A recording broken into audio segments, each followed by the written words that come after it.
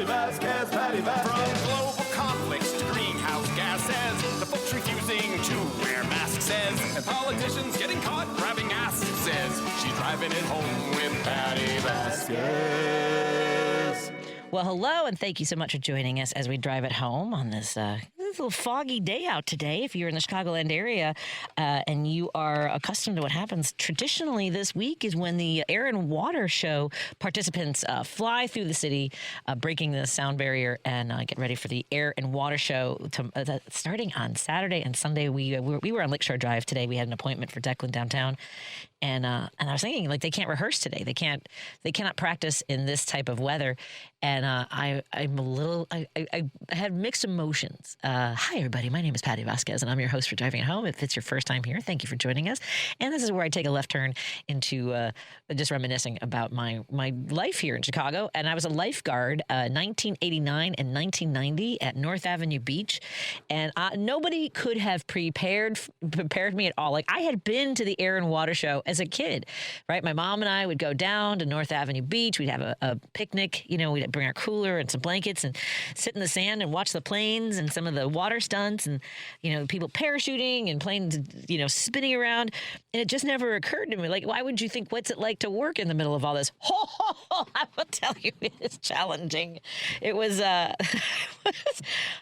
first of all, in the 80s and 90s, the level to which lifeguards in the Chicago Park District were trained is very different than it is now, in large part because the director of the beaches and pools, the lifeguard service, Joe Pecoraro, was a veteran. He was actually had enlisted. He turned 18 just as World War II was ending.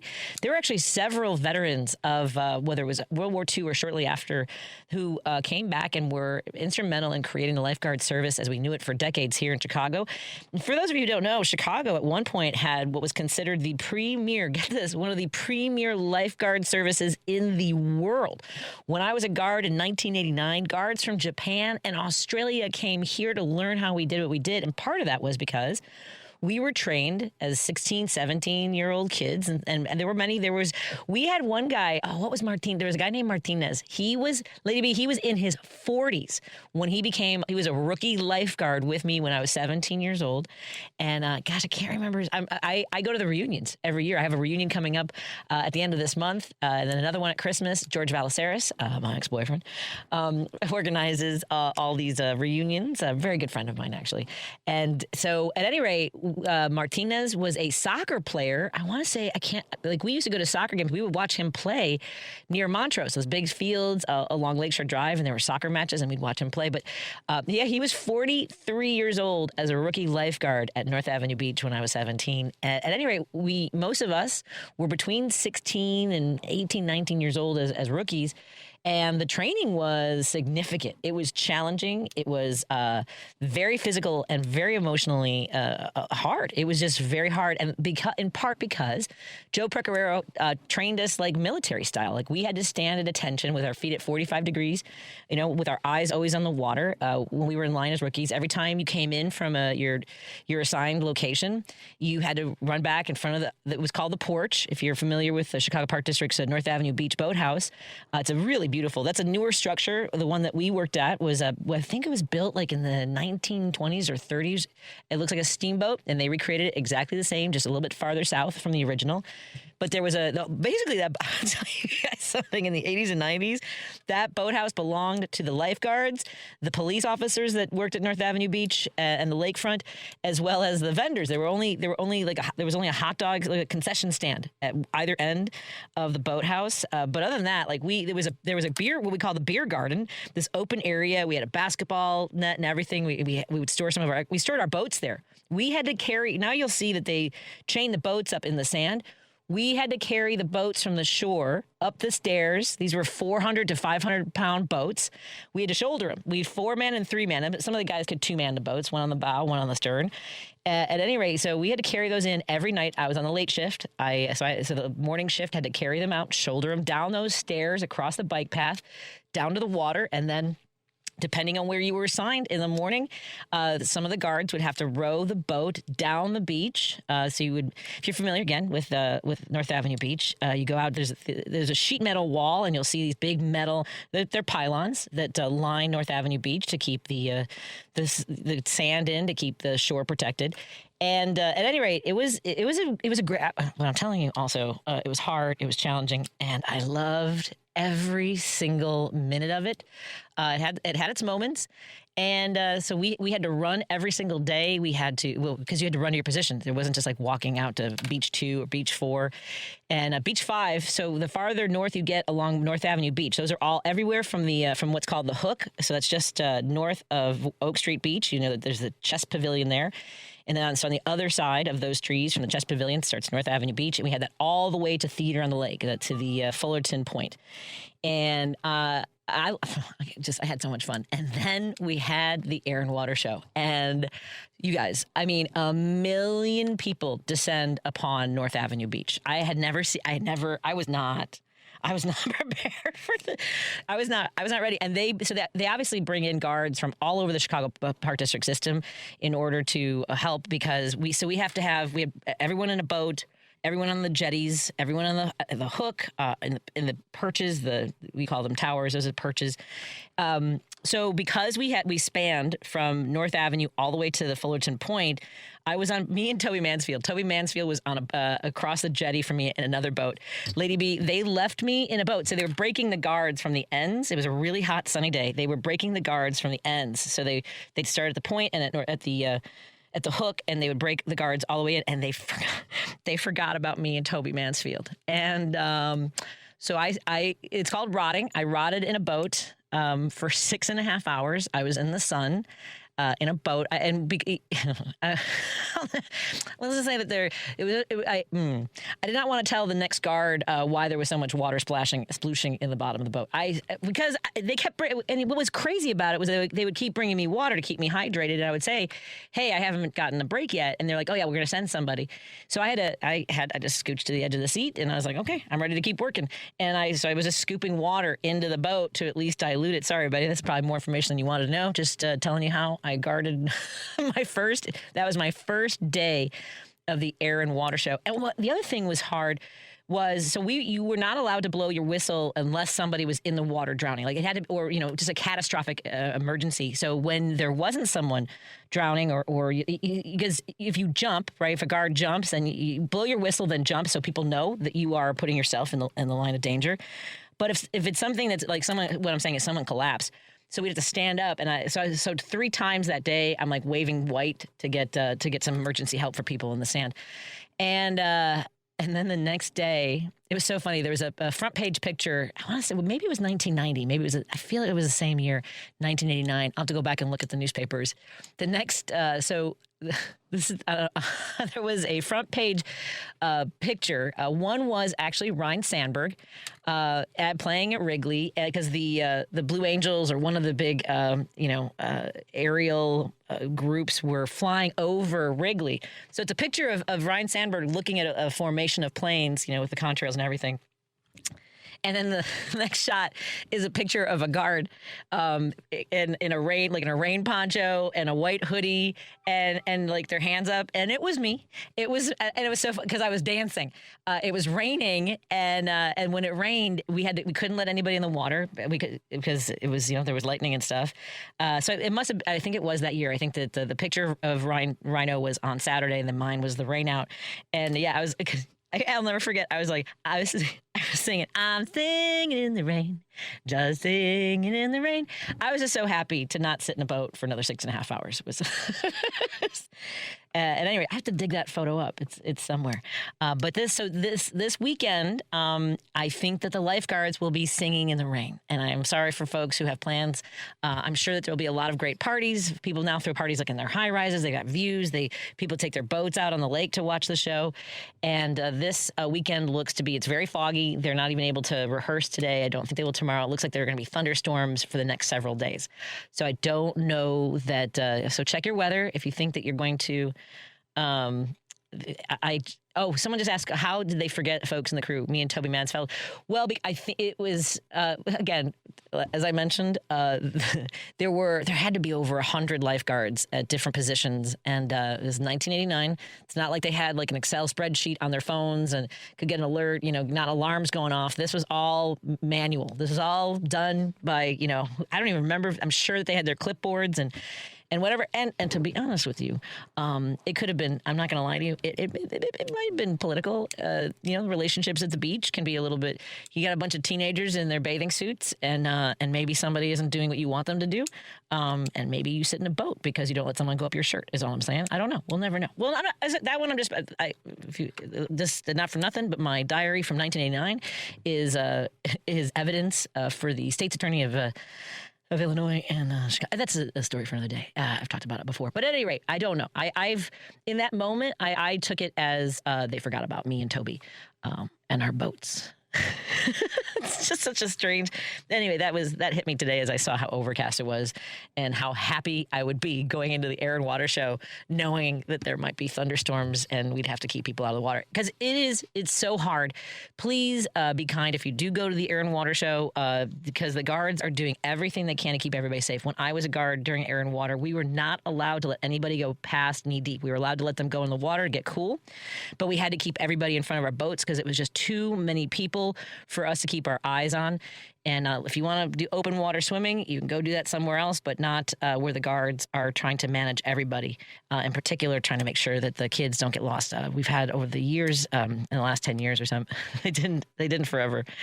So just saying. At any rate, it's a lot of responsibility to put on a 16-year-old, and I think that they did a great job of training. It's very different now. There have been a lot of things that have come up with the Park District. Oh, there's a lot of things I do want to talk about with labor. I just saw a story today. SEIU member posted a story about how Lincoln Park Zoo, which also was part of my training grounds as a lifeguard, because it's right across the Lakeshore Drive. There's a bridge, and that's where we used to go running.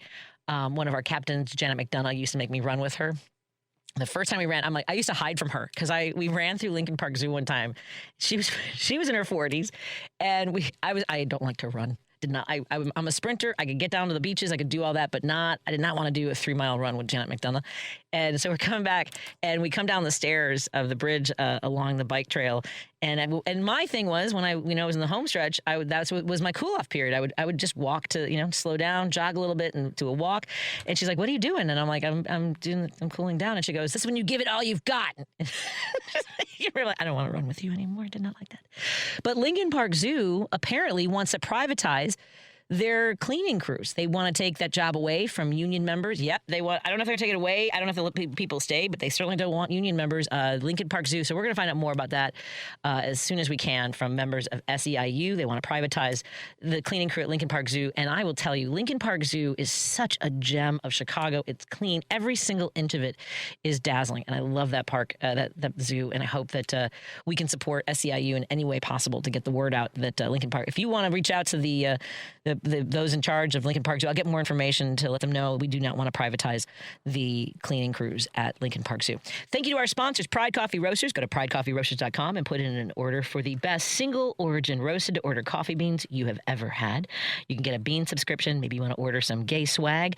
My favorite is their hoodie. It says, sounds gay. I'm in, and I love it. So go to pridecoffeeroasters.com and find out where they will be at a market near you soon, including the Skokie Market. I know they'll be there this Sunday. They also work at the Jefferson Park Sunday Market. I will be back there next weekend, not this weekend. We were there every second and fourth Sunday of the month. Go to pridecoffeeroasters.com to see what their schedule is. We also want to thank our friends at Source Solar. Go to source.solar and make an appointment with Peter Sorellis. Maybe it's time to get solar panels on your house or business.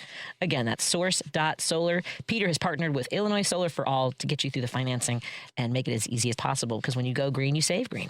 And you put your money where your values are with all of our sponsors. That's the case. Thank you to Minocqua Brewing Company. Go to minocquamarketplace.com. Well, you'll find products that are created, are absolutely incredible. If you're watching right now, you can see right behind me, Liberal Lawn has a banner that I love, and it says, "We will not go quietly," back to the 1950s, pro-woman, pro-child, pro-choice. And I love that banner. And you can find items like that as well as household items. You can get your toothbrush, your laundry detergent.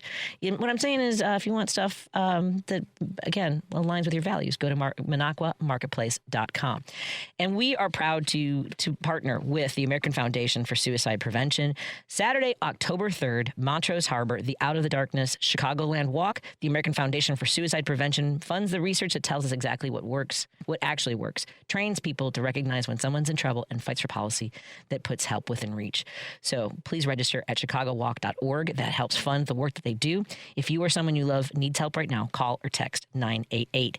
Let's take a break here. Don't forget, on September 5th, we will be joining our friends from the CFL at Eddie Fest. That's September 5th. The parade starts at 11 o'clock, and then the Eddie Fest will be at Eggers. Oh, no, I think they kick off at Eggers. Let's get you more information. We're going to the 10th Ward, everybody, September 5th. More after this on WCPT 820 Heartland Signal, KKNW 1150, and KTNF AM 950. Hello to all of our friends who are tuning in digitally on Facebook, YouTube, and now Minocqua Brewing Company Substack, as well as our friends who find our podcast at heartlandsignal.com. This is WCPT 820, where facts matter. If you're listening to this station right now, you've definitely heard my voice before. Hi, I'm Hawk. And I'm Pete. And we're with Source Solar, your local source for solar. Source Solar is Chicagoland's premier solar installer, providing solutions for over 1,000 homeowners and business owners across Illinois and Iowa. With over a decade of industry experience and deep roots here in Chicago, we have the expertise to help your transition to clean, renewable, resilient energy. We can guarantee that we save you money day one without any out-of-pocket cost to you. This means you have an instant ROI, instant payback, and can save money to add to your bottom line day one. At Source Solar, we source everything as local as possible, meaning we always carry the Made in USA sticker. Find us online at www.source.solar. Stop in our office at 5710 North Northwest Highway or give us a call at 773-985-3992. And don't forget to ask for Hawk Or and Pete. Patti Vasquez is taking your calls now. All right, let's hit it. At 773-763-9278. I got a lot to say. It's Driving It Home with Patti Vasquez. Thank you so much for joining us as we continue our drive home here on WCPT 820 Heartland Signal. Coming up at 6 o'clock, we're going to talk to Mark Cavart, of course, our labor radio host here at WCPT. Looking forward to having a conversation with him, as well as John Parker coming on at 6:30 to talk about the Minnesota election results. A lot of really... Well, I can't remember the Republican's name. Rebecca Cook, who won her primary in Wisconsin. I think it's Wisconsin's third congressional district. Now it's Van Orden. Has got to be the guy who. Remember a few years ago, he came out and was yelling at some of these kids in the Capitol for laying around. Apparently, he was sideways with whatever booze he had in his office, and he was yelling at them. Well, now today he's got this. This is amazing to me, you guys. I get that there are moments where we don't want to argue amongst Democrats, and they're going to use it. I guess because they make it work, right? So Van Orden is out there now saying, "Oh, the Democrats didn't let their voters decide; they shoved Crowley down their throats." And look, it was a wild ride of a race. A lot of things happened along the way. Lieutenant Governor Sarah Rodriguez had some campaign finance issues in regards to her campaign manager. There seems to be some discrepancies in how she was managing that money. Then there was the Mandela Barnes. There were rumors apparently around him, nothing that necessarily would have affected directly his constituents, but things that he would not want to get out there and that I'm just saying what I actually heard. I believe it was on Joan's show with one of her. I think Erin Kleinman was talking about this yesterday on her show. So I had already heard that from other people in Wisconsin. So I'm repeating what I've heard as well. He came out and said it was clear who the nominee was going to be when Francesca Hong was in the lead, and then okay. So at any rate, all bonkers leading up into the last few days of the primary, but this was how what the narrative was with Vice President Kamala Harris, was that we didn't get to choose her. And again, I can turn myself into a pretzel and make it reasonable and practical. That was all bonkers. I mean, my husband and I were just talking about this today with that debate. If Biden's team, if anybody on his team would have just said, "Hey, the president isn't his, he's been traveling a lot. He's got a lack of sleep. He's battling a bug or, whatever it was at the time, to prepare us for what we might." But man, the minute he started talking, I was like, "Oh, this is, and Jill Biden has written about this. Like, what was wrong with you?" But my husband pointed out, if you looked at the transcript of what President Biden talked about, how he responded, and the transcript of what Drowsy Donnie said, side by side, the person with policy, with experience, with a vision, with commitment to the American people was President Biden. That didn't matter. None of that. We know that. The visuals, again, look, this is why, this is a deep cut, but this is why Roger Ailes, when he saw Nixon and Kennedy debate, he was like, well, we need to own the airwaves and control the broadcast. We need to make sure it always looks good. It's always pretty. It's shiny. We've got to make sure that at any rate, the best possible version of presenting yourself has to come forth. And President Biden could not rise to the occasion that day. And we had nothing to prepare us for how that was going to unfold. And then just constant body blows from the media, from within the Democratic Party. And I will say, for me, like, the way I worked it out of my mind was that I had chosen Kamala Harris, as I voted for her on the ticket to be the successor should anything happen. I told everybody what I wish had happened. If I had my own, impact and input on anything, I would urge President Biden to stand down, to give up the presidency, make her the president, and go from there. I mean, I don't know if I've never heard anyone talk about that. All they ever talk about is whether or not he should have dropped out sooner, that he said he was only going to be a one-termer. For me, I said this for the whole time, from the minute that debate started, I was like, he has got to step aside as president, not as the candidate, but as the president. But that was just my take. To protect the future of the country, if you have Kamala Harris now running as the president of the United States already for re-election, that's a different race. Just saying. Okay. Let's take a break here, and then I'll take your phone calls. Oh, Tennessee Brando. Let me take Jim real quick, because Tennessee Brando's coming on. Hey, Jim, what's on your mind, my friend? If wishes were horses, beggars would ride. I know. I'm just saying. Anyway, were you given electric gloves as a lifeguard? Electric gloves. You know what? I hope that some of them are curious enough to see if they can pleasure themselves with them. Well, I was going to say the same thing. I hope when Stephen Miller urinates, I hope he's got two pairs on. There you go. And it's difficult to whip it out for the toilet. You know what I mean? I love that you and I had the same train of thought, my friend. Yeah, but real quick, Patty. Spain has taken in 500,000 immigrants. The president of Spain explains that they have a lower birth rate, and they're going to be nothing but a boon to the economy. They're going to work with the elderly. They're going to work just like regular jobs. And they'll be fully entitled to the health care system, which we don't have, and a pension. They're also pensioned up at about 60 years old, Patty. Yeah. So, I mean, they enjoy their life there. Yeah. I mean, I don't see any Spaniards running in there or anybody else that's got health care and a pension. But anyway, how about think about the electric. We think about the little kids they're going to pull out of the cars with electric gloves on. They give them a shot. I can't. It's awful. It can't help the poor person's got a heart condition or something like that, and they drag them to the prison. Anyway, Patty, thanks for taking my call. Thank you, Patty. Thank you. Coming up in just a moment, we're going to check in with our friend Tennessee Brando. Find his YouTube channel and follow all the great work that he does, and we'll catch up with him in just a moment on WCPT 820 Heartland Signal, KKNW 1150 in Seattle, KTNF AM 950 Minneapolis, St. Paul. Hello to our friends tuning in digitally on Facebook, YouTube, and now Minocqua Brewing Company Substack. We'll be right back after this, and don't go anywhere. You're listening to WCPT 820, because facts matter. No detours, no distractions. Just bold ideas and real talk. This is Driving It Home with Patti Vasquez.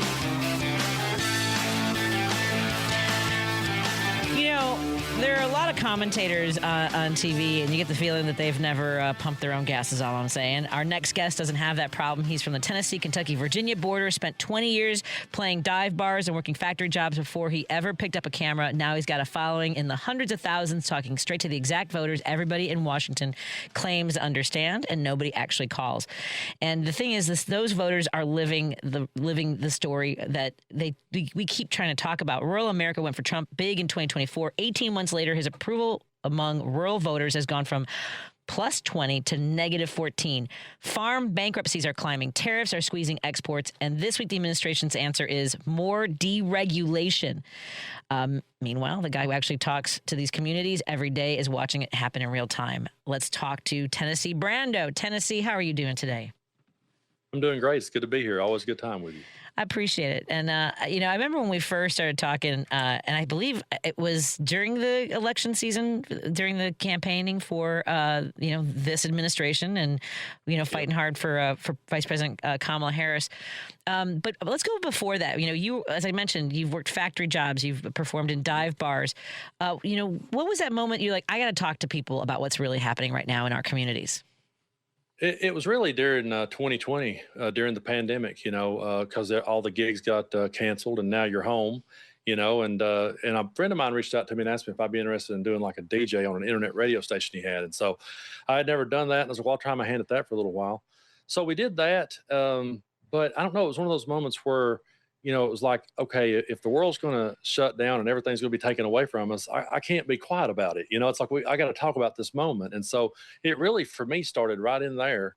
And I sat down one day, I was outside, and there was a country singer from Kentucky named Tyler Childers. And he had recorded an album called Long Violent History, where he talked about the police brutality. And he did a video, like a message video explaining his song. And when he did, everybody started calling him woke, and saying that they were going to cancel him and never go to one of his shows again and all this. So I just sat down and I wrote out this big long-winded Facebook post like you would do. I typed for like ever, where it looks like a book when you're done. And then I thought nobody's going to read that, So I just backspaced it. Then I sat there for a minute and I went, no, I really wanted to say that, but I didn't feel like typing again.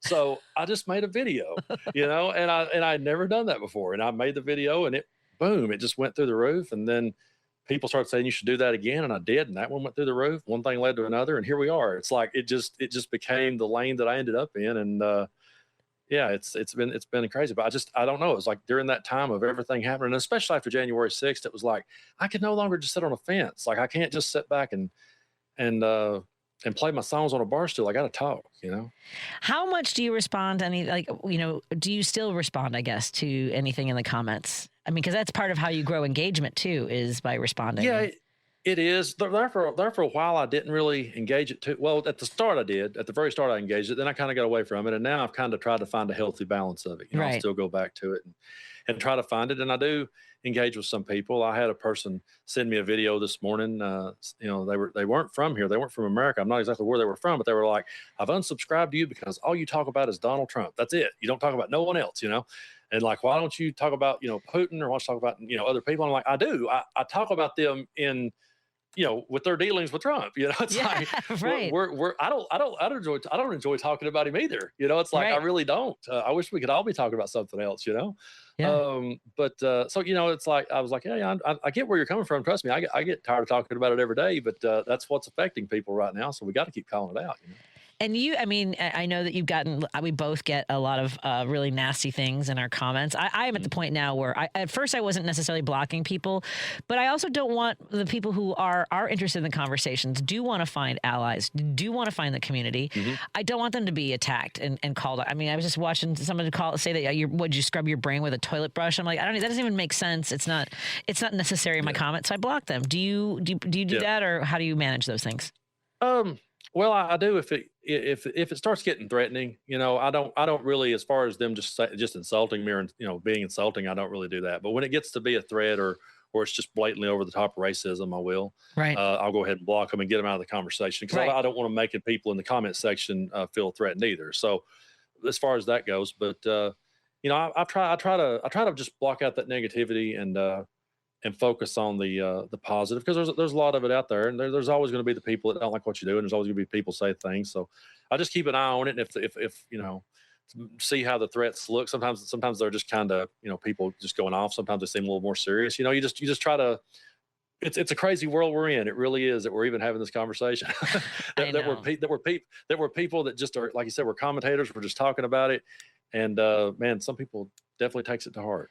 Yeah, I mean, I don't know how their thumbs work, but you can scroll right past our videos. I know. It's not. Yeah, you sure can.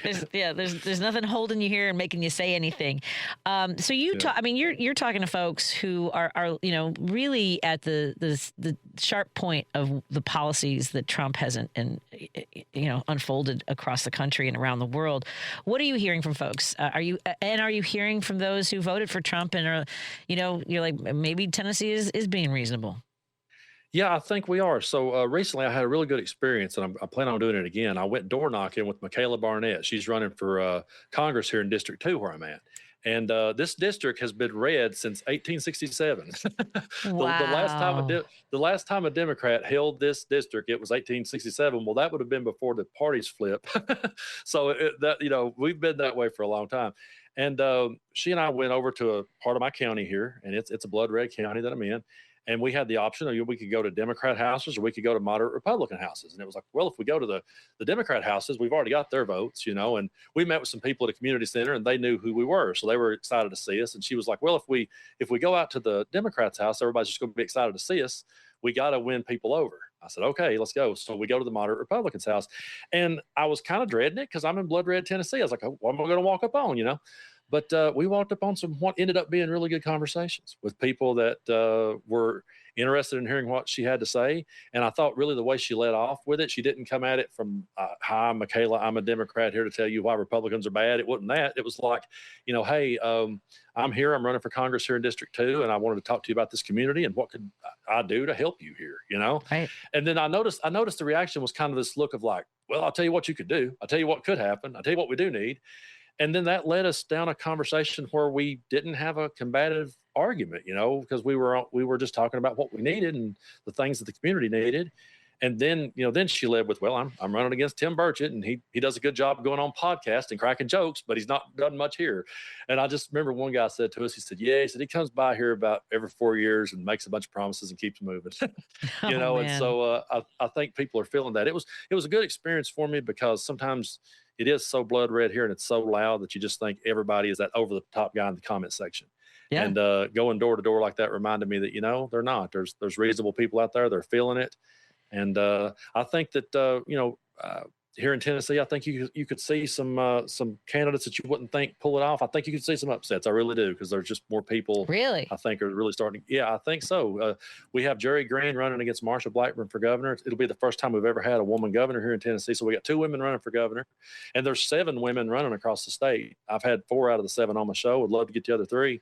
And I'm just seeing more and more people go, I like that Jerry Green. I like what she says. I can't vote for Marsha Blackburn because Marsha Blackburn has been, taking big money for so long. She's all for these data centers, which pretty much that's something we found common ground with a lot of people around here was the opposing the data centers. And so, Marsha Blackburn is just such a corporate politician. I think people are tired of that. And Jerry Green is a down-to-earth person who is relatable. And I'm starting to see people go, well, I've never voted Democrat, but I do like her. And I'm like, okay, maybe we could see an upset here in Tennessee.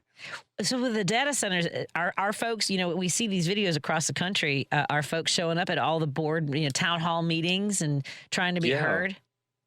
Yeah, and that happened not far from me, probably about an hour, maybe a little over in Kentucky, in one of the neighboring counties over there.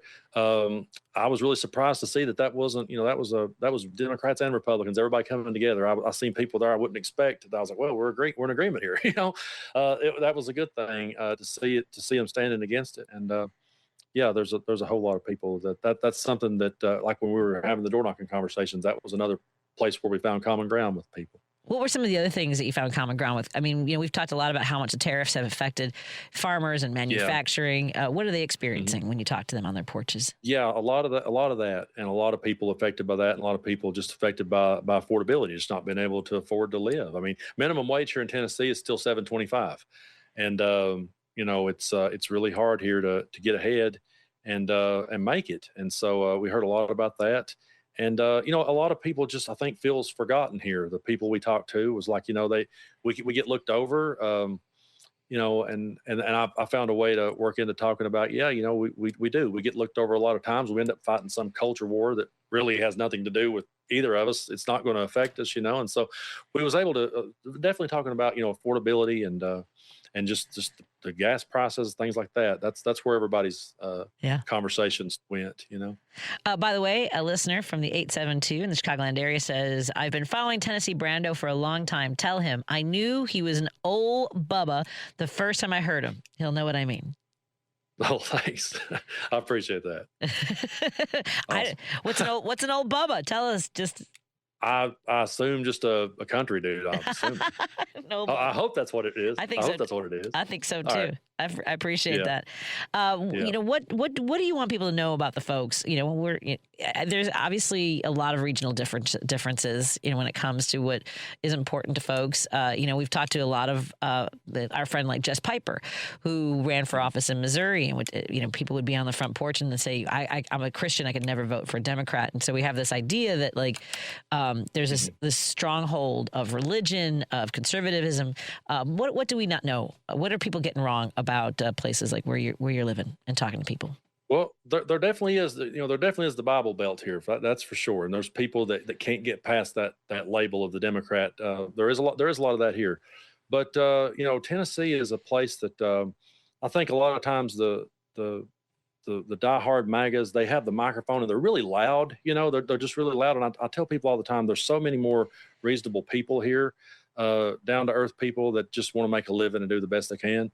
And I think that we're seeing more people now I'm seeing more people start to speak up than I've ever seen. Like more people starting to get out and be more outspoken about things and show up at things like that, events like that. And so I just think that, you know, there's been a lot of progress here with Martin Luther King going back in our history. So many things happened here in Tennessee that pushed the conversations forward.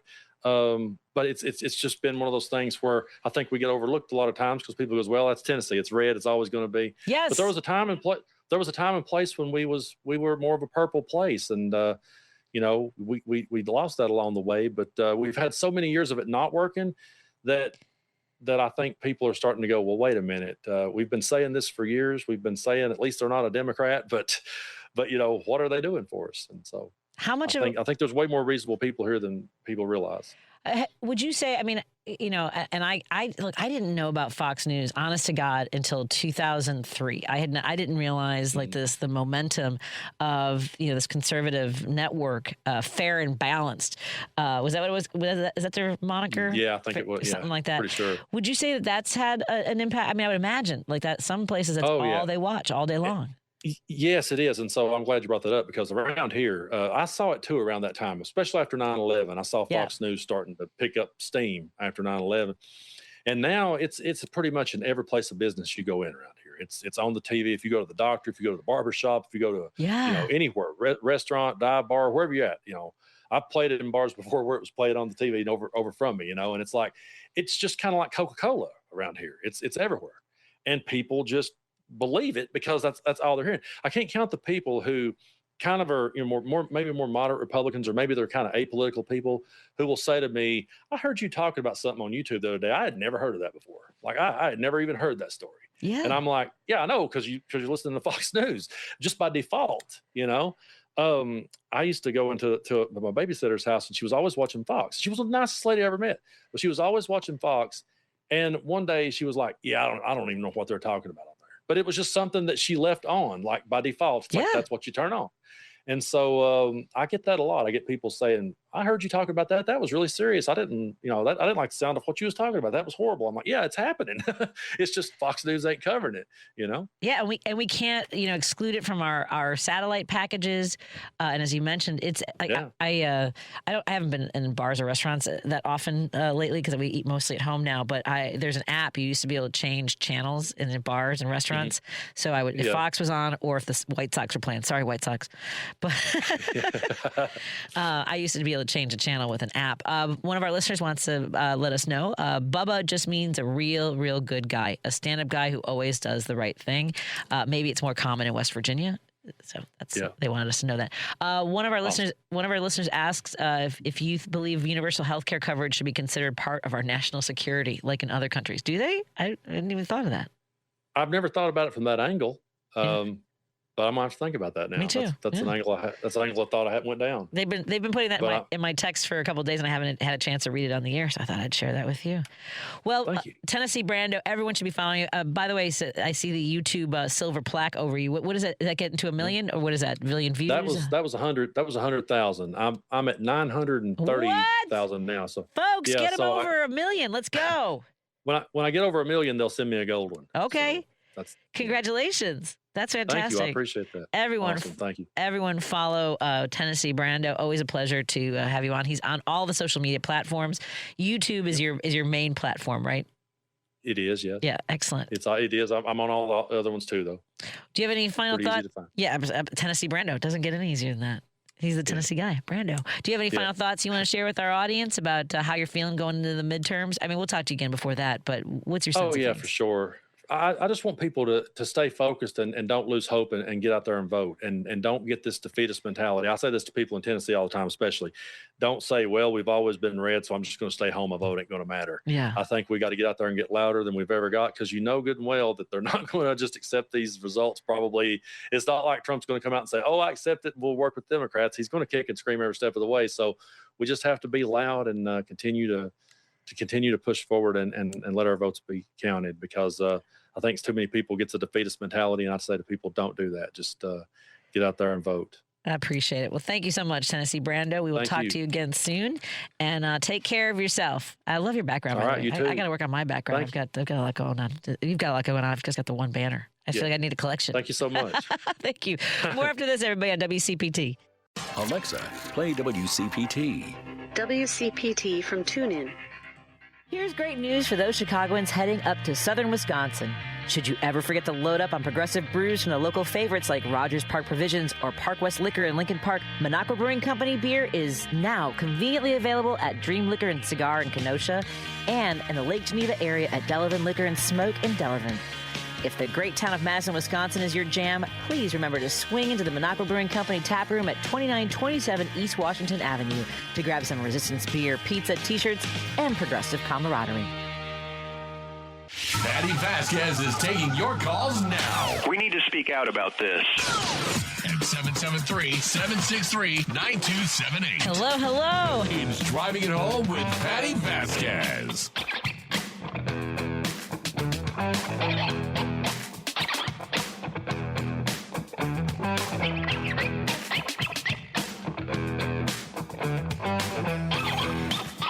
Thank you so much for joining us. We continue our drive home here on WCPT 820.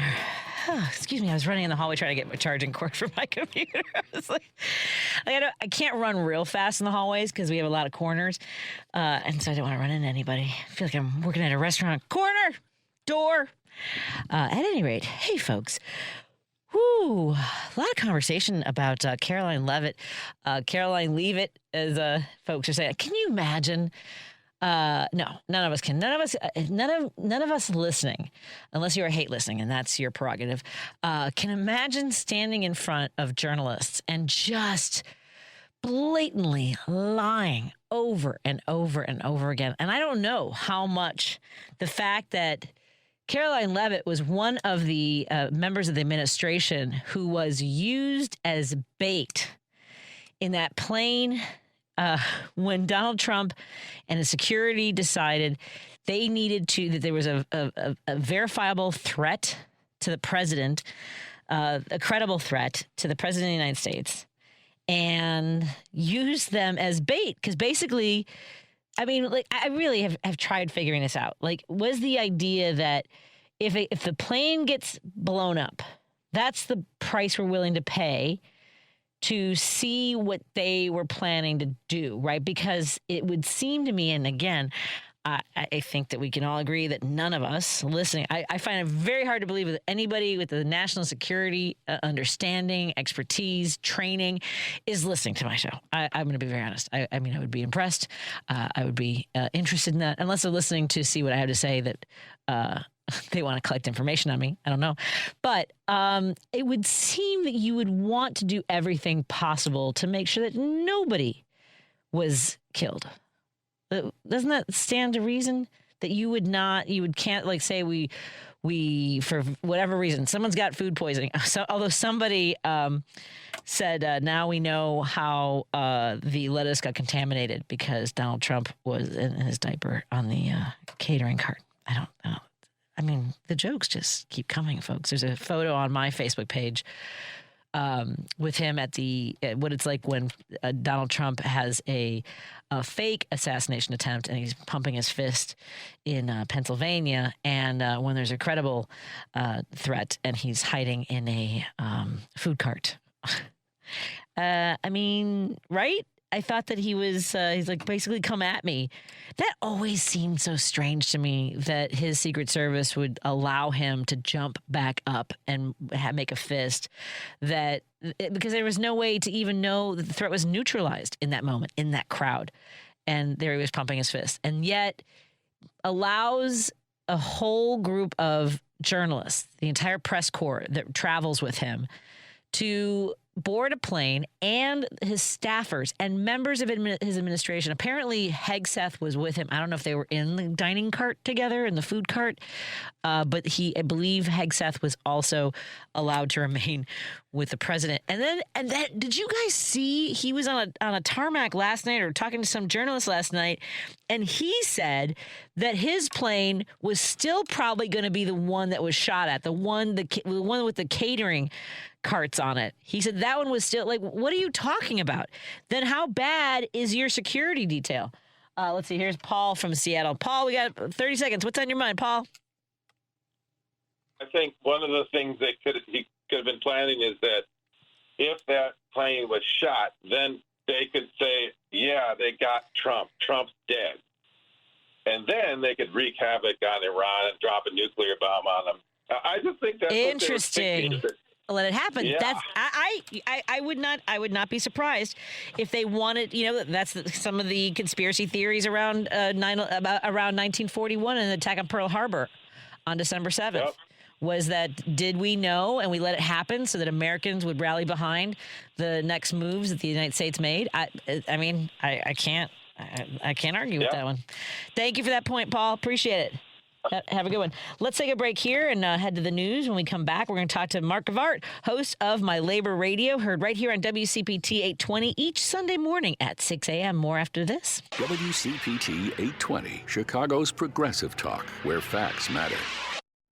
At home with Patti Vasquez, Patti Vasquez. From global conflicts to greenhouse gases, the folks refusing to wear masks says, and politicians getting caught grabbing asses says, she's driving it home with Patti Vasquez. Thank you so much for joining us as we continue our drive home here on WCPT 820 Heartland Signal, KKNW 1150 in Seattle, and KTNF AM 950 Minneapolis, St. Paul. And hello to all of our friends who are tuning in digitally on Facebook, YouTube, and now Minocqua Brewing Company's Substack. Please consider subscribing and sharing with your family and friends so everyone can join the conversation. And don't forget, you can find all of our podcasts available at heartlandsignal.com, where you will also find our newsroom, catching the stories that shape our democracy. Thank you to our sponsors. Thank you to our friends at Minocqua Brewing Company. Go to minocquabrewingcompany.com and maybe put in an order for a 4-pack, a couple, 2, 3, 4-packs of fascist tears. They are delicious. I'm just saying. And as you can see on my shirt is Deport Fascists, available from Hairbrained. But you can find a lot of great gear at Minocqua Brewing Company Marketplace as well, minocquamarketplace.com. You can see right behind me, I've got Liberal Lawns banner. It says, "We won't go quietly, back to the 1950s, pro-woman, pro-child, pro-choice." It's one of my favorite banners, and I display it proudly on every show. We also want to thank our friends at the American Foundation for Suicide Prevention. We are proud to join them at their Walk Out of the Darkness coming up on October 3rd. That's Sunday, October 3rd at Montrose Harbor. It's the Out of the Darkness Chicagoland Walk. The American Foundation for Suicide Prevention funds the research, tells us what actually works, trains people to recognize when someone's in trouble, and fights for policy that puts help within reach. And the walk is how they pay for it. So bring your family, bring your team from work, bring a friend who's been carrying something heavy. Every step and every dollar goes toward the same thing: fewer people lost. You can register at chicagowalk.org. pridefirst.org. And if you or someone you love needs help right now, call or text 988. We also want to thank our friends at Pride Coffee Roasters. Go to pridecoffeeroasters.com and put in an order for some of the best single origin roasted to order coffee beans you have ever had. I really do enjoy it. You can get a bean subscription. They'll have it delivered right to your home. pridecoffeeroasters.com. I know a lot of you were supportive to companies like Pride Coffee Roasters during June, but hey, queer all year, baby. Go to pridecoffeeroasters.com. And I think that's everybody. Source Solar. Go to source.solar and make an appointment with Peter Sorellis. It might be time for you to get solar panels on your house or business, and Peter will walk you through the whole process. And he has partnered with Illinois Solar for All to help you with financing. I'm sure. The Chicago Federation of Labor on September 5th will be joining them for Eddie Fest. So make sure you are joining us for ChicagoLaborParade.com, and we will see you all there. We had our friend Bob Ryder on yesterday. Today we have our friend from Labor, Mark of Art, joins us. He's the host of My Labor Radio here in WCPT Sundays at 6 a.m. Do you record it, or do you get up and do the show at 6 a.m. on Sundays, my friend? No, these are pre-recorded, but thank you for thinking of me at that hour of the morning. That's right. I might be out letting the dog go pee, but I'm certainly not going to have to do a show at that time of day. There you go. Hey, this Sunday, too, it's Nick Kamsopa, which is a great story. He is an immigrant from Thailand who comes to America and learns to be a builder. He ends up being a journeyman carpenter, and then he takes that journeyman carpenter card and starts working with labor unions and is now working with the state and doing projects in brownfields and transforming them into housing. Really? It's called HudsonLifestyle.com. And what he's done is taken billions and millions to start with and now working towards billions of dollars in pension fund money that AFL-CIO and others are using for that housing and getting the bonds from them. It's an amazing story. It's just great to see. It's an American success story, and it's only in a 45-minute window. I think you really like it. If you're up at 6 a.m., I recommend it. Nick Kamsopa is his name with the HudsonLifestyle.com. It's really a good story. That sounds. Thanks for letting me plug that. Yeah, absolutely. What was it? Nick Kamsopos, and what's the name? American. He is HudsonLifestyle.com. Hudson. So he's in the Hudson Valley of New York, and the state has really been pushing this as a way to create more housing, because that's a huge issue in New York. And so he got together and brought all these labor unions together to get them on board with it. And then he's using pension fund monies from large groups for the bonds to be able to do some of these things. It's just crazy. The story just keeps going. I want to talk to him for like 3 hours. He's just an amazing cat with a great story, and he's just getting started in his social media world to start talking about this stuff. So I was one of the first people they reached out to. I was really lucky with that. And this is, we want to find more people like this as well, because, I often think about, we obviously living in an urban area. I've lived in Chicago my whole life, and I love it here. It's hard for me to imagine living somewhere else. But when I do look at living somewhere else, I'm like, it is challenging because of how expensive housing is, and then the property taxes, and you pay for your insurance. How are people in Florida surviving? Because I don't understand. Insurance is killing them down there because they know what's going to get wiped out. Your insurance companies are going to wipe you out. You can live there and you bought something, but now the insurance just to hold that house or whatever your shack you're living in is really rough. Yeah. Yeah.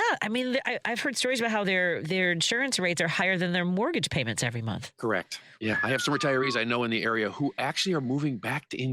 They've had it. They've been there for like 5 and 7 years, and they say, I can't hang. I'm coming back. Yeah. Who knew? And I feel like we need more stories like that. I'm grateful that there are content creators who talk about like thinking that moving from New York and going to someplace like Texas will end up being cheaper for them.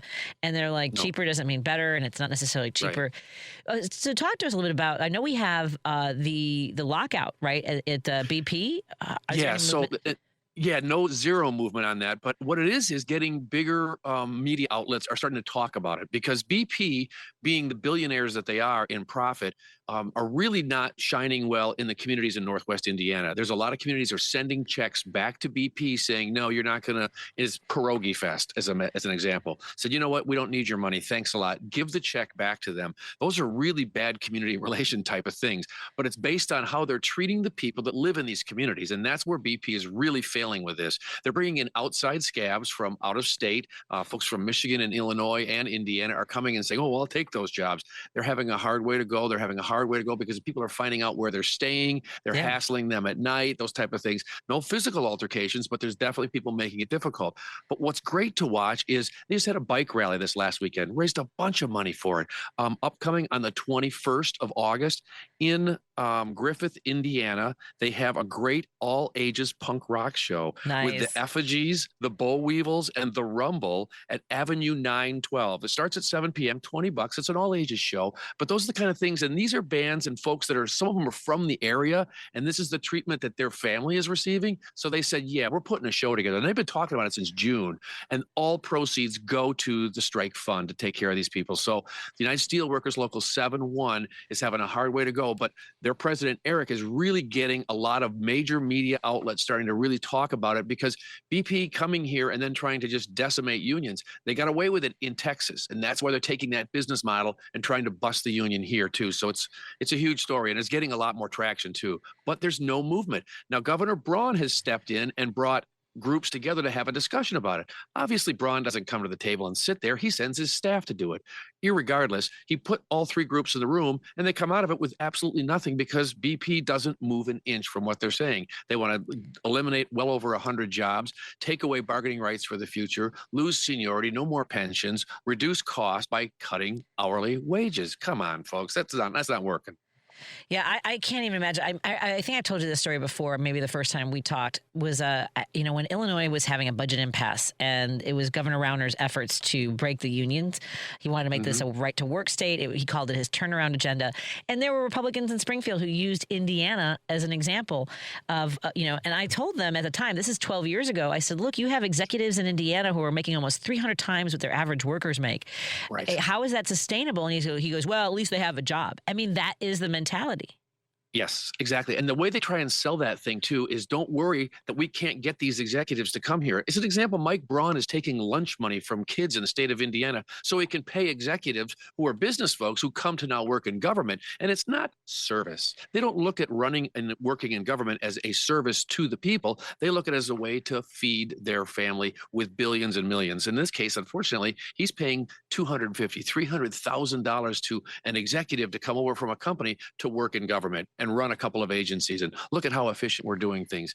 It's trash. We're having a hell of a time right now, obviously, in Northwest Indiana, with tornadoes and people out of power. We had several 100,000 homes out of power. It's getting a little bit better. But here's a sad example. A gentleman I just listened to a story about just in the last hour, where the power line is down at his house because a tree fell over. It ripped the service off the side of his house. Now, NIPSCO, Northern Indiana Public Service Company, says, we'll get you power, but you got to have an electrician wire up the side of your house first before we can bring you power again. I mean, well, how do you get an electrician right now in the middle of all this? Meanwhile, everything's melting in the house. He's got nothing. He's got no power. Folks here in this neck of the woods are leaving and going to Illinois and up into Michigan to try and find fuel, generators, anything they can do. Lots of folks helping to move trees and things like that. Schools are out. A lot of the high school kids are there helping. It's like sandbagging in a flood type of thing. And there's still flooding going on in other areas of Indiana because of the amount of rain that's coming down. So the governor better step up. I mean, he sent the National Guard in to help in certain areas, but he better step up too, because there's a lot of people shining a light on things that aren't getting done. Well, at least we're spending over $1 trillion on our defense budget, our war budget now, apparently. Right. Let's drop a bomb. Why feed people? Let's just drop more bombs. I know. I'm depressed with you on that as well too. Yeah. But hey, Joliet, Illinois, Teamsters over there are hassling the IKEA warehouse. You heard about that one already? No, I have not heard about IKEA. Okay, tell me. Yeah. So there's an IKEA warehouse in Joliet, and in March of this year, Teamsters Local 179 came in and organized them. And really, it was based on the people coming to the Teamsters and saying, hey, look, we want to help get some better conditions, and we also want better money in this. You guys they're killing us here. And Joliet, it's not the Chicago market, obviously, so they're trying to pry the different way of, saying you're not worth that. That's a fee we'd pay as an hourly wage in Chicago. We can't pay that here. They didn't have a breakdown of the wages that I could find, but when I listened to a speech given by Chris Richter, he stated that IKEA's offer at the bargaining table was disrespectful, and he took them out on Monday of this week. So they're on strike now. IKEA last year did $1.7 billion in profits, and that's worldwide, not in America. But in America, they saw a 20% drop, and they've been crying. IKEA has been crying because tariff and price pressure is hurting their bottom line. Golly, why do you want to take that out on the hourly people? Here we go again. It's never enough, right? The wealth is never enough, the massive wealth. I wonder how much content creators, I'm seeing, and of course, it's my algorithm. I'm going to have more progressives and union members and things like that. But I do appreciate, like, More Perfect Union does a good job. Our friends here in Chicago. Digging Digging deep, yeah. Yeah, they do journalistic work, folks. More Perfect Union is one to follow. Our friends here in Chicago, Proud Union Warriors, are putting out content. And then I saw a guy who, it is sometimes just reframing it and rethinking it. We talk about the minimum wage, and he was talking about how we need to stop asking for minimum wage and demand a maximum wage. Make executives explain why 10 times what their lowest paid worker isn't enough for them. If your lowest paid worker is making $50,000 a year, how come $500,000 isn't enough for you? I don't know. Exactly. And I think talking about labor unions and organizing people is an easy thing to do. We got to make it happen, though. But that's the right message, right place, right time. Everything's coming. It's that pendulum swinging back. Labor is coming back, and the companies are freaking out right now, which is why they don't want to give anything, because they don't want to be the one that shows up at wherever these guys hang out at. I don't know. Who do you hang with? How do you have, what do you got, 9 friends and they're all millionaires? You folks are pathetic. Come on, give a little bit. You'll understand. You'll feel better about it too, but they can't. They come in and want to really hurt the communities. And they don't claim to be doing that, but what else business model do you have here? You can't build anything. That's why some companies are surviving and thriving. Look at Minocqua. Look what the heck they're going through. They're having all these frivolous lawsuits thrown at them, but in the end, they're going to be right. They're just wait it out. So labor is doing the right thing by saying it. It's going to come around. It's just, we have to be patient, but it's frustrating as hell. Because I talked to a Massachusetts teacher. She's a vice president of the Mass Teachers Association. And her comment was, I want a thriving wage. I don't want a living wage. I want a thriving wage. Yes. Yeah. We should all feel like we're safe. That's the thing. You just want to feel safe. And we did. Our grandparents did. What? I didn't necessarily grow up like that, but I have to say, I know people that did. Yeah, I did too. I knew people that were safe too. By the way, before I take a break, are you good for another segment with me? Why not? Let's go. I appreciate that. We're talking to Mark of Art, host of My Labor Radio, heard right here on WCPT each Sunday morning at 6 a.m. And one of our listeners says, holy moly. I think they used it. They used all asterisks. They did not. I know that. So, I know that term. The effigies are old school. Chi-Town Punk, Effigies, and Naked Ray Gun were the 2 big 80s Chicago punk bands when I was a punk. Right. So And as soon as I saw that list, I was like, oh, hell yeah, that's a show. Let's go. And remind folks when that's happening and where? This is August 21st in Griffith, Indiana at Avenue 912. Show starts at 7 p.m. and it's a $20 all ages show. It's going to be rocking. That house is rocking. Every dollar you spend there goes to that strike fund for those United Steelworkers 7-1. Excellent. Well, let's continue our conversation with Mark Gavart when we come back. If you have any questions or comments about labor or something that's on your mind, give us a call, 773-763-9278. That's 773-763-9278. There's something that Mark said that I want to come back to because I think you made a great point about that pendulum and how labor is a big part of that. It's at the epicenter of what's going on right now. More in a moment on WCPT 820 Heartland Signal, KKNW 1150, KTNF AM 950. Hello to all our friends tuning in digitally on Facebook, YouTube, and now Minocqua Brewing Company Substack. Please consider subscribing and sharing with your family and friends. We want everyone in on these conversations. The more we know, the more we unite, the better we all do. More after this. Because facts matter. You're listening to WCPT 820. If you're listening to this station right now, you've definitely heard my voice before. Hi, I'm Hawk. And I'm Pete. And we're with Source Solar, your local source for solar. Source Solar is Chicagoland's premier solar installer, providing solutions for over 1,000 homeowners and business owners across Illinois and Iowa. With over a decade of industry experience and deep roots here in Chicago, we have the expertise to help your transition to clean, renewable, resilient energy. We can guarantee that we save you money day one without any out-of-pocket cost to you. This means you have an instant ROI, instant payback, and can save money to add to your bottom line day one. At Source Solar, we source everything as local as possible, meaning we always carry the Made in USA sticker. Find us online at www.source.solar. Stop in our office at 5710 North Northwest Highway or give us a call at 773-985-3992. And don't forget to ask for Hawk or Pete. You're listening to Driving It Home with Patti Vasquez. And we are talking to Mark Vart. He's the host of My Labor Radio, heard on WCPT 820 each Sunday, right here every Sunday morning at 6 a.m. And off the line, we were talking a little bit about, I just saw earlier today, I was mentioning how much social media content creators, I think, have the ability to maybe cut through the noise. You've got workers sharing stories and information. And today I saw a post by a member of SEIU Local 73 asking folks, spreading the word, tell Lincoln Park Zoo CEO Megan Ross to prioritize service over profits and keep the Lincoln Park Zoo grounds and maintenance staff in-house.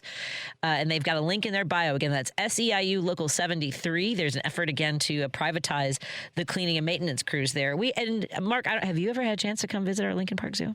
Oh, fantastic. Absolutely right. Yeah, it's been a few years. I better get back in there, though, because it's growing. It always changes. They do some great stuff.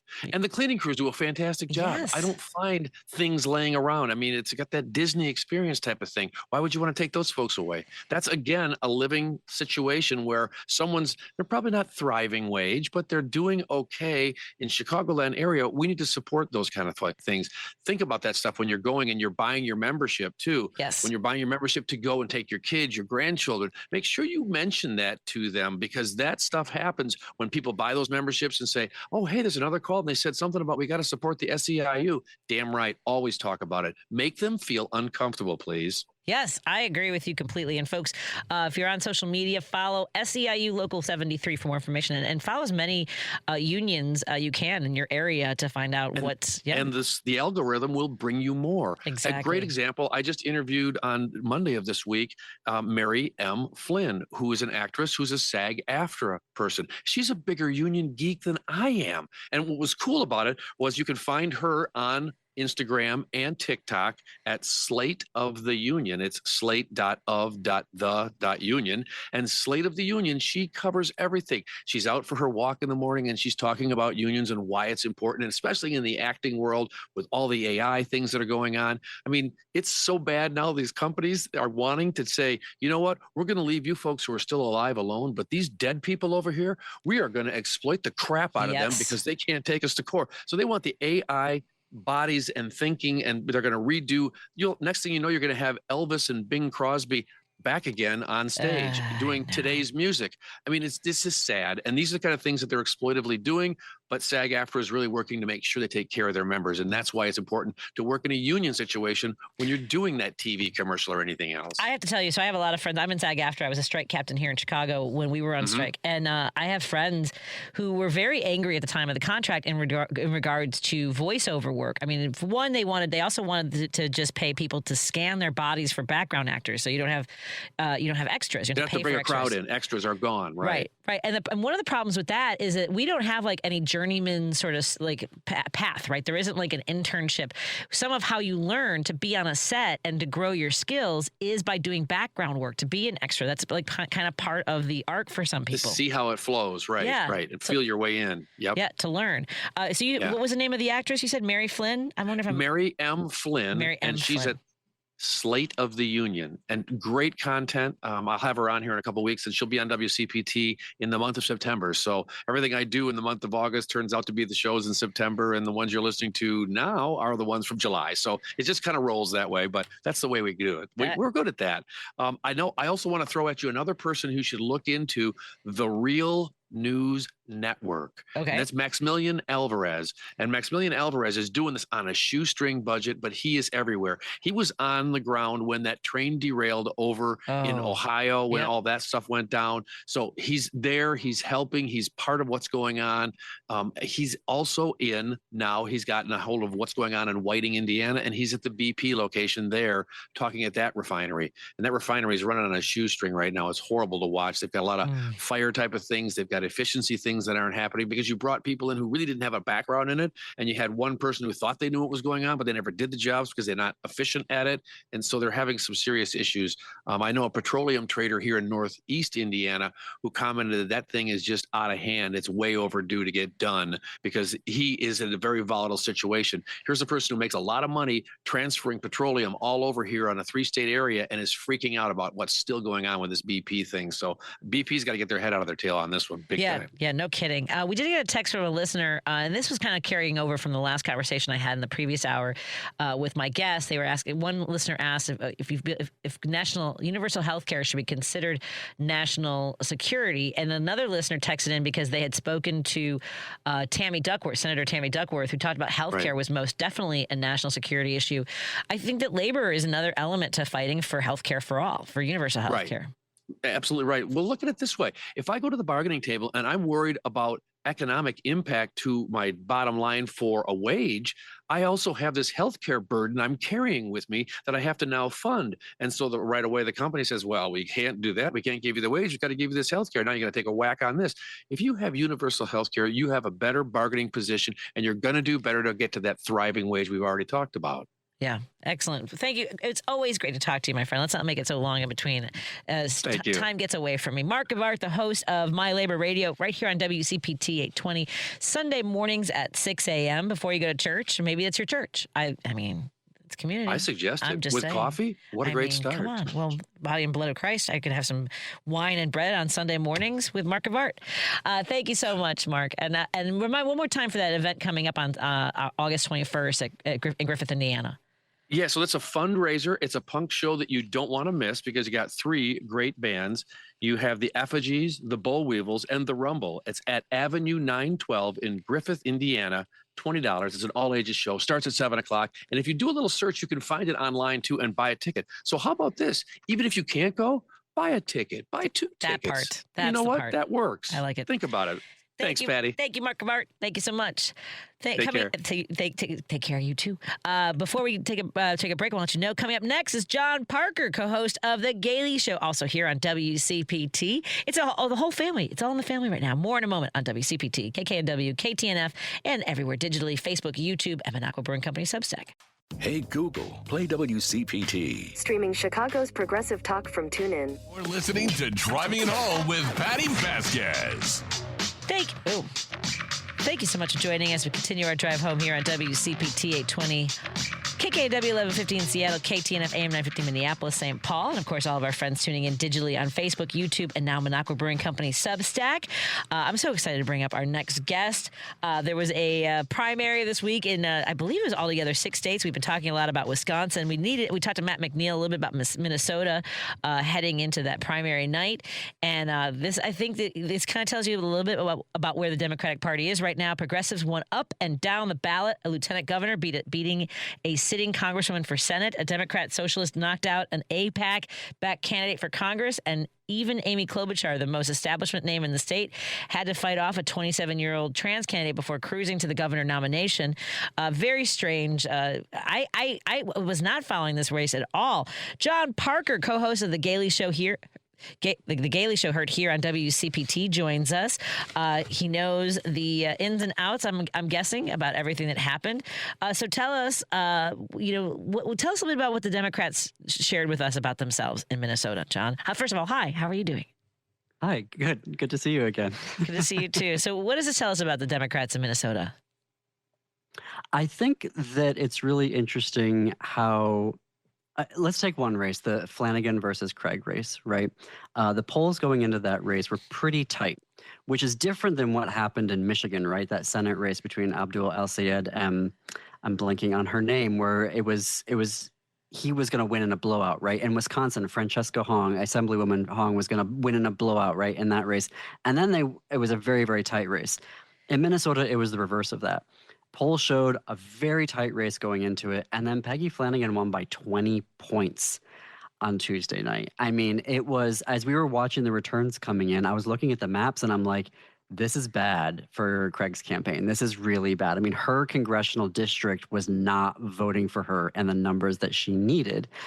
So that was a big, I think, win for progressives. Also in Congressional District 2, which Craig gave up because she was running for Senate, the progressive candidate won. And he was on our show. I talked to him a week before the primary, and he was being outspent 32-1 by dark money. Wow. 400,000 of it from AIPAC alone. And the remainder of it for AIPAC money went to a candidate, State Senator Klein.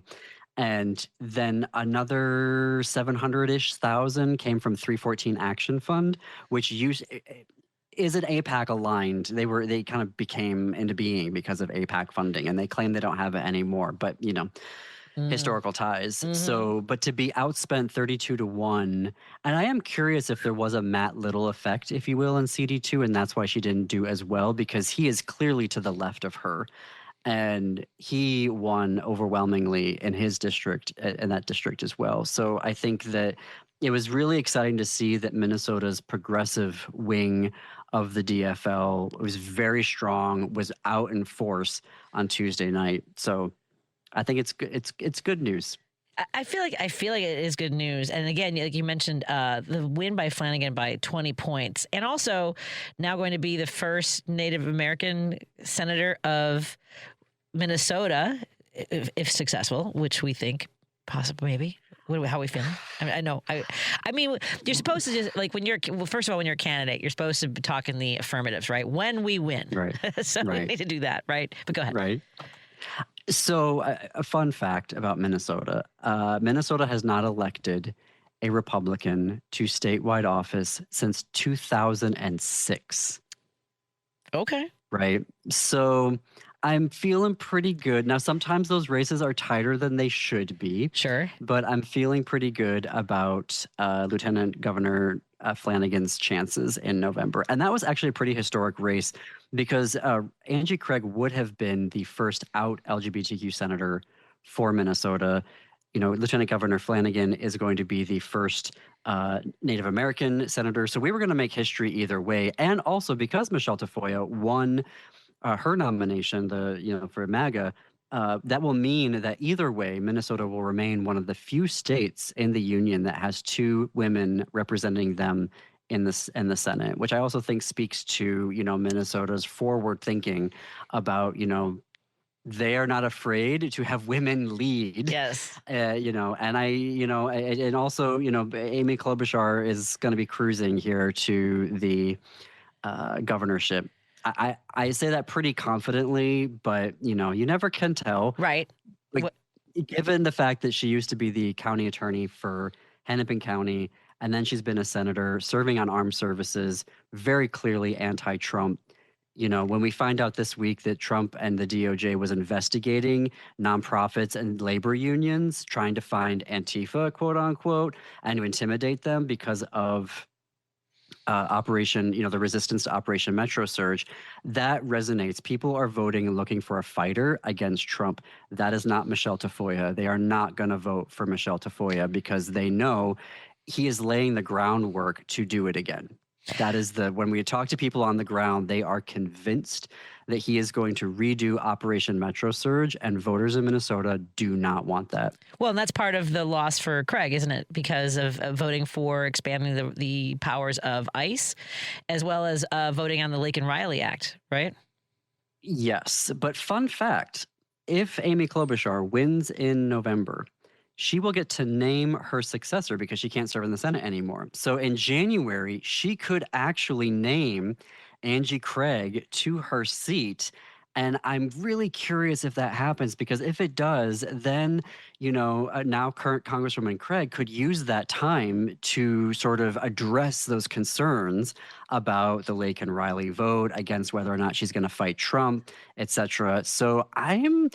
the Minnesota Reformer, a lot of other newspapers and media outlets are sort of saying, Senator Klobuchar, you need to tell us, who are you going to nominate in your place there? Because that is going to be a factor. And we'll see if she says anything or not. She does tend to keep things close to the vest, but Angie Craig could end up in the Senate. That's wild. Yeah, that's a wild one. By the way, I believe we will should Lieutenant Governor Juliana Stratton be successful, we will also have two women in the Senate representing Illinois. Fantastic. Senator Tammy Duckworth, and then I feel confident about Senator Juliana Stratton being elected.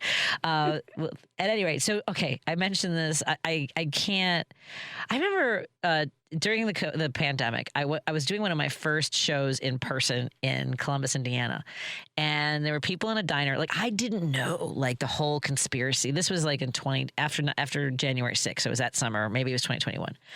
I just didn't know the depths which these conspiracies had a grip on people's imaginations, and what Lindell was spreading about like how Trump was actually still a shadow president, that he was going to be back in office by that summer, by August, all these things. So when I found out that he was running and did not even secure the nomination of his own party, but Trump came in and endorsed him, tell us a little bit about this race, because now he's saying that it was all rigged because he didn't win. That race was bonkers. So first of all, at the nominating convention, they went with Kendall Qualls, who is a businessman, the delegates. They said, we're going to give our backing to Kendall Qualls over House Speaker Lisa Damath. Then Trump in July, end of June, early July, says, no, I want Lindell, who, of course, is a CEO, of course, settled a $1.3 billion lawsuit with Dominion Voting Systems just in July because they sued him for defaming them because he kept saying that, they rigged the election and voter fraud, et cetera, et cetera. So, of course, Mike Lindell, who loses by tens of thousands of votes, says on Wednesday morning there were anomalies, and they are looking into these anomalies of how he could possibly have lost.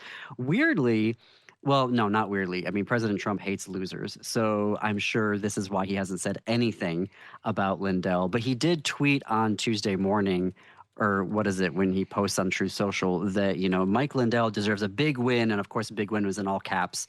But it's interesting that didn't carry the day, that, we were really curious to see if voters were just going to back Lindell because of it's a Trump endorsement. And when the returns started coming in and I was looking at the heat maps, I saw it too. Like with Craig, I'm like, this is not good news for Craig. And you could see it where the votes were coming in. I'm like, the areas that Lindell should have been mopping the floor with his, it wasn't happening, particularly in greater Minnesota. So wow. It's yeah. Well, because there are parts like I think that I can't remember how many there were in Indiana. I want to say it was like 6 Republicans who lost their seats because Trump came in and endorsed other people. In particular, there were legislators in Indiana who lost their seats who had voted against gerrymandering, right? The demands that Trump had come in with to strip the remaining Democrats of their seats. Yeah. So I mean, and as you mentioned, it sounds as though Minnesotans want a fighter. But how much is areas that you mentioned that you would think would vote for Lindell, because Illinois is pretty red. We have Mary Miller, who the day of January 6th, this gets lost in all the chaos of what happened that day, but I don't know if you remember, but she was on stage. I was out for a walk because it was actually unseasonably nice that day, and she was talking about how Hitler had some things right. Right. And so, I mean, like I said, that he got some things right. That gets lost in the chaos of that day.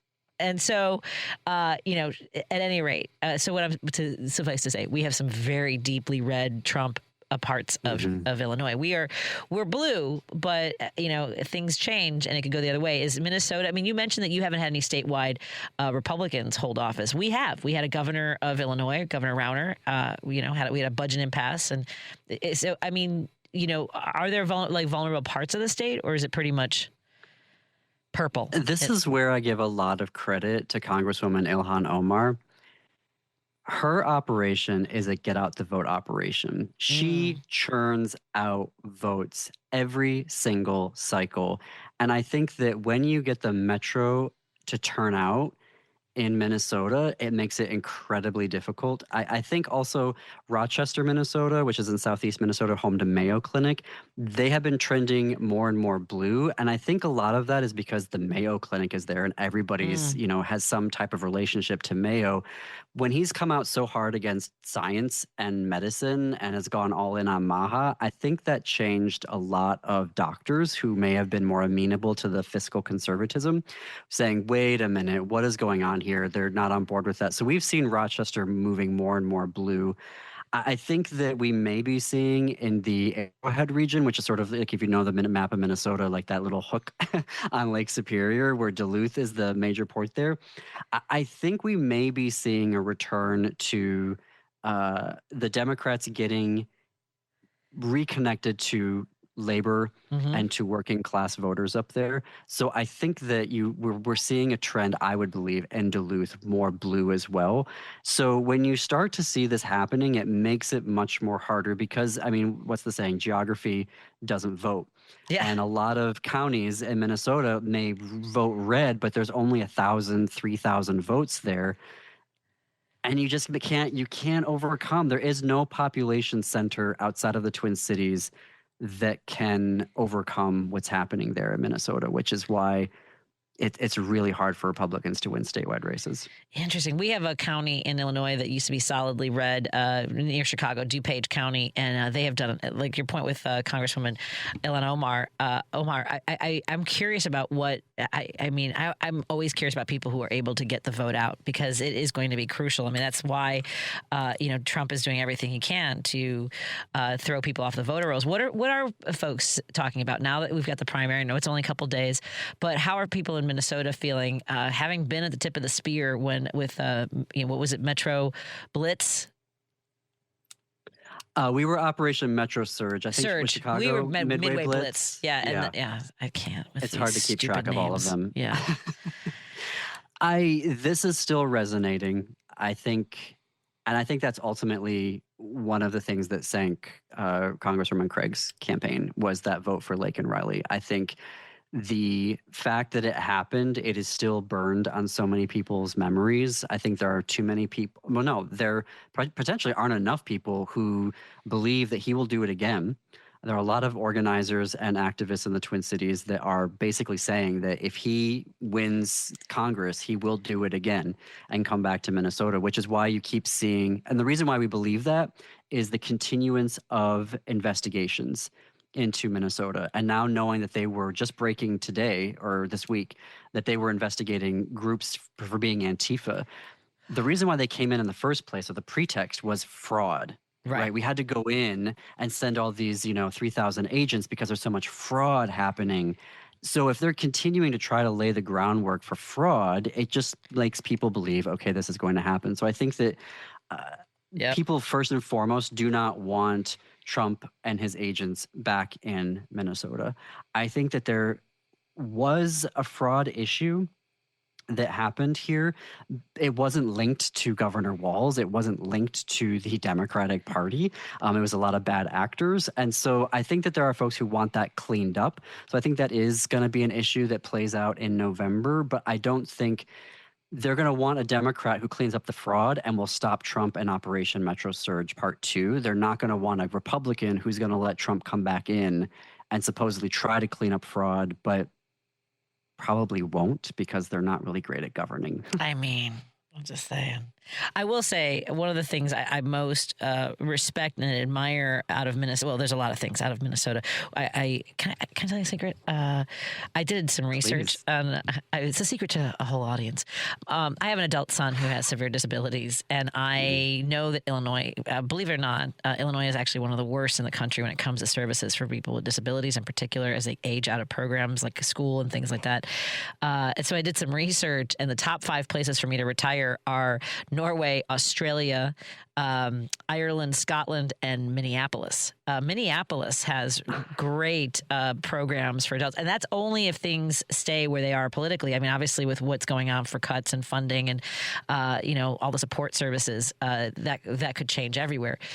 So we do walking tour on YouTube. We do walking, like how people do these like walking videos. So we're exploring the different neighborhoods of Minneapolis. I've been there. I've performed there. I love Minneapolis, and I do worry, but what I admire right now in the last few months is what the Attorney General has done with the investigations into the murders of Alex Preddy, Renee Good, trying to get because I didn't realize until this summer that she didn't even have the car. They had had it stored somewhere. They were never able to process the evidence, but that they are charging ICE agents as they should be charged and prosecuted. So this is where there's more good news from Tuesday night. The progressive candidate to replace Mary Moriarty, who herself was the progressive candidate and who was in charge. So there was Attorney General Ellison, and then there was Hennepin County Attorney Mary Moriarty. Those two were sort of the tip of the spear to go after ICE and DHS and the Trump administration, DOJ, to get justice for Alex Preddy and Renee Nicole Good. Mariar Moriarty was pilloried. She was attacked on every front while she was a Hennepin County attorney. She's like, okay, I'm done. Someone else. Cedric Frazier, it's a nonpartisan role, so the top 2 vote getters move forward to November. But Cedric Frazier, who is the progressive candidate, he came out on top on Tuesday. So that hopefully means that in November he will win. And he has been very outspoken about going after ICE and DHS. And so I really believe that folks will vote for him because they want to see justice for Renee Nicole Good and Alex Preddy.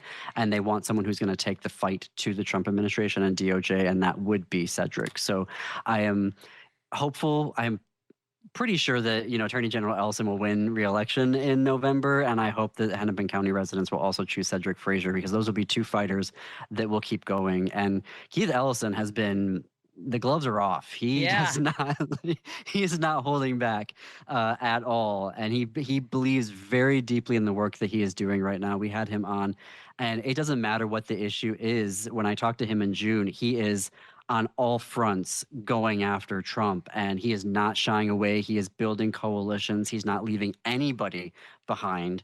And I just think that it's really good to know that Cedric Frazier is in the lead and that he will have a partner, and that Attorney General Ellison will have a partner in Cedric Frazier. Well, I'm so grateful for your insight. Again, we've been talking to John Parker, co-host of The Gailey Show, along with Jim Pounds. Their unapologetic hour-long program is The Gailey Show. You can hear that right here on WCPT. And I'm so grateful for your recap of the Minnesota primary results. Let's talk again soon. Let's not make it so long. I know that it can be like challenge. There's so many things. It's hard to grab onto one thought sometimes. Fortunately, I have people here to help me out. So Andy and Jerry and our whole crew here, Lady B. So thank you so much, John Parker. Say hi to Jim for me. Thank you. I will do. Hey, Lady B, by the way. She says hi. Take care. Have a great night, my friend. You too. Thank you. Let's take a break here. We'll continue our conversation and wrap up in a moment on WCPT 820 Heartland Signal, KKNW 1150, KTNF AM 950, and of course our friends tuning in digitally. We're so grateful for all of you.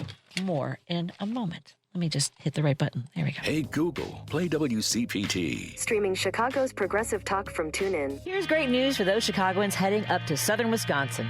Should you ever forget to load up on progressive brews from the local favorites like Rogers Park Provisions or Park West Liquor in Lincoln Park, Minocqua Brewing Company beer is now conveniently available at Dream Liquor and Cigar in Kenosha and in the Lake Geneva area at Delavan Liquor and Smoke in Delavan. If the great town of Madison, Wisconsin is your jam, please remember to swing into the Minocqua Brewing Company tap room at 2927 East Washington Avenue to grab some Resistance beer, pizza, t-shirts, and progressive camaraderie. No detours, no distractions. Just bold ideas and real talk. This is Driving It Home with Patti Vasquez. Hey, folks, I want to remind you that we will be joining our friends from the American Foundation for Suicide Prevention for their Out of the Darkness Chicagoland walk Saturday, October 3rd. That's going to be at Montrose Harbor. You can get a team together. You can come join us. The American Foundation for Suicide Prevention, Research, Education, and Real Support, funded by people who show up and walk. Register your team at chicagowalk.org. And if you or someone you know is struggling and you want to make sure that they have the support they need, call or text 988. Again, that's 988. You can call or text. Also want to let you know, Karen Byrne will be co-hosting with Richard Chu tomorrow on Chu's Views. She's the co-host of the True Blue Politics podcast. And then Melanie Nathan, South African-born human rights lawyer who directs the African Human Rights Coalition, will be joining Richard tomorrow. His show, of course, is on from 6 to 8 a.m. Central right here on WCPT. And for our WCPT listeners, for everybody, you can find these shows on heartlandsignal.com, by the way, if you want to find some more progressive programming in your neck of the woods. Tomorrow on Live, a local and progressive Jonas Bazito will be taking your calls and talking to Chris Fitzsimmons, host of the Stories from the States podcast, and Darlene Dugan, head of Anti-Cruelty Society here in Chicago. Live, local and progressive, weekdays from 2 to 5 p.m. Central right here on WCPT, where you can go to heartlandsignal.com and tune in the app. I'll be joined tomorrow by Michigan State Rep Penelope Cernoglu. She'll be talking about the allegations of this is a crazy story, you guys. Over 50 years, there are 70 survivors who have come forward to say that they have been the targets of sexual violence and assault and harassment. Kids, these are students at the Interlochen School in Michigan, which is absolutely heartbreaking. It's the Interlochen Center for the Arts. if you or someone you know has a story to share, or if you have questions, please reach out to Representative Penelope Cernoglu's office, and they are gathering more information. There's an investigation ongoing. So if you need anything, if you can reach out to me, you can find me on the Patti Vasquez show page. You can message me there. You'll get a general message back at first, but I do go through those messages, and I appreciate your comments and thoughts if you have anything you want to share. We'll also be joined by Dr. Caitlin McHugh-Lab, who's a change agent for the Myopia Collective, a new initiative aimed at rallying the profession of optometry and its allies to interrupt the status quo and realize a new standard of care for children with myopia. Folks, I do want to remind you all the conversations that we had here with our friends all over the country, from Tennessee Brando to our friends Indiana Mark Rivart, and of course John Parker out of Minnesota. These are all stories we can carry with us into the midterms, and you need to stay engaged and informed, and also pace yourself, folks. Take care of yourself. Stay hydrated. Love you all. Thank you, Lady B. Have a great night, my friend. Love you. Bye.